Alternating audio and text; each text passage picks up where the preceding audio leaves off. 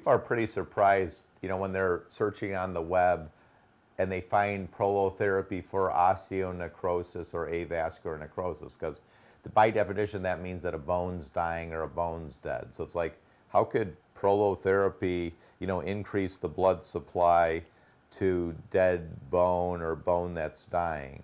But the question is, why did the bone die? There's two reasons that the bone would die. The one reason is a systemic problem. Somebody's an alcoholic and they got nutrient deficiency, the bone dies.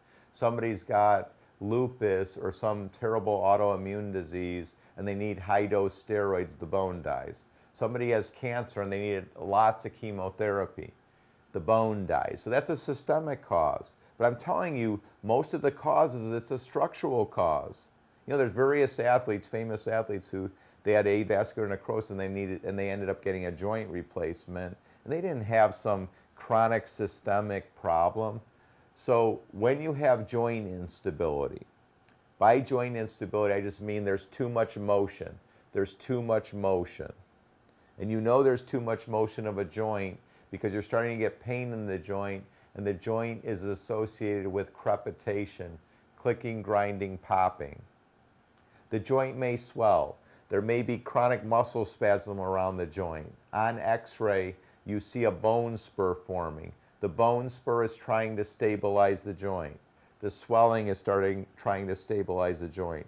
The muscle spasm is trying to stabilize the joint. So when you have joint instability and there's extra motion in the joint, that puts a lot of pressure just below the cartilage. That area of the bone is called the subchondral bone. And if you research osteonecrosis or avascular necrosis, where exactly does the bone die? The bone dies in the subchondral bone. That's where, in other words, it doesn't die in the middle of the bone. It dies at the tip of the bone, the end of the bone. It dies at the end of the bone. And then how does that part of the bone get a blood supply? Guess what? The blood supply follows the ligament. The blood supply follows the ligament. So if you got a ligament injury and you got damage to the ligament, that's going to interrupt the blood supply. And then because of the increased pressure, because you have joint instability, guess what? The bone dies. Guess what happens once you stabilize the joint? And then there's not extra motion of the bone. Then you take the pressure off of the bone, the subchondral bone, and guess what? The subchondral bone can start healing itself. So there definitely are times where we do prolotherapy and the x-ray does look the same or the MRI looks the same, but the person's out of pain. Most people don't realize too that there's people right now, many people that have avascular necrosis of a joint and they have absolutely no pain. See, most people don't understand that. There's lots of people with that. So just because you have that, it doesn't mean that's causing the pain. It could cause the pain. But what I'm saying is the reason that you have the dead bone is because you have a structural problem, which is joint instability. And you'll see that people will say, well, I had this problem 6 months, 8 months, I had a nagging pain in my hip and da-da-da, and I did this and that. In other words, you had joint instability, then you were still walking, or you took pain medications which blocked the pain. So you kept working out, and then the blood supply was cut off because the blood supply follows the ligament. You had a ligament injury. And then the increased pressure because you're doing a bunch of stuff and you can't feel the pain because you're taking a pain reliever, like you got a cortisone shot or something, which of course, that's a terrible treatment for pain because it's going to block the pain. Then you don't know that you have pain, and your pain means tissue damage. So if you can't feel the tissue damage, you're going to be walking, playing tennis, running, and you're getting tissue damage to the point where you put so much pressure on the subchondral bone that it actually, part of it died. So the treatment, especially for early osteonecrosis or avascular necrosis, where you first get a diagnosis, stage 1, stage 2, osteonecrosis is prolotherapy. The reason why sometimes stage 3 and stage 4 you need a hip replacement or something is because, remember I said that when you have joint instability you have increased pressure on the joint. So say this is the hip joint, this is the ball, this is the socket.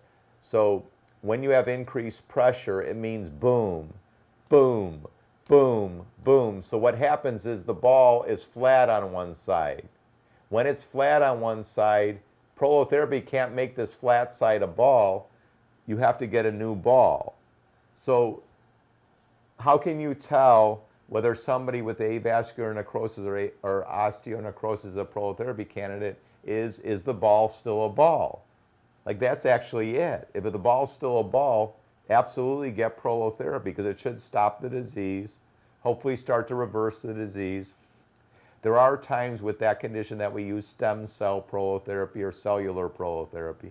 So that would involve injecting stem cells from fat, stem cells from the bone marrow, stem cells from the blood, which is platelet-rich plasma, where we inject that into the joint.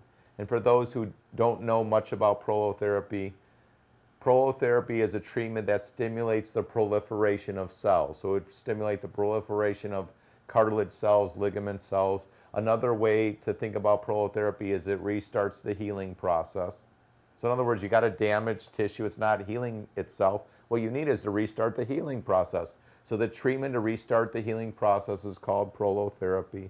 It's also known as regenerative injection therapy. Osteonecrosis, avascular necrosis, inevitably you get degeneration of the joint.